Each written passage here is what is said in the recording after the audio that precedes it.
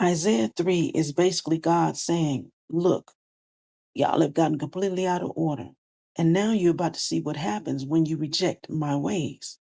God says he is going to remove the things Jerusalem and Judah depends on, like water, food, warriors, judges, elders, prophets, and wise leaders.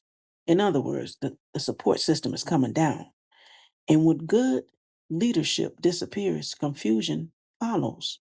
The young don't respect the old. The inexperienced are put in position they aren't prepared for. People start mistreating one another. Everybody's looking around like, who's in charge? And somebody says, you do it.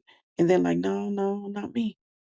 Know that leadership matters to God. God then confronts the leaders because they were taking advantage of the poor instead of protecting them. That tells us something important. God watches how we treat people who have no power.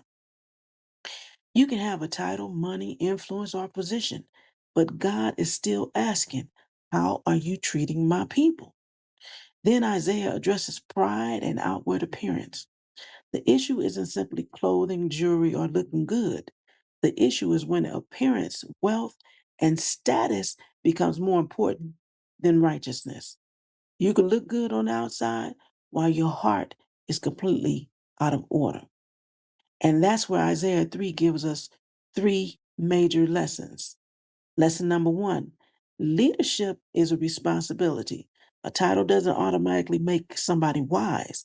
If God gives you influence, he cares about how you use it. Lesson number two, God cares about the vulnerable. How we treat people who cannot benefit us says a lot about our character. And lesson number three, pride can make us blind. Pride says, I don't need correction.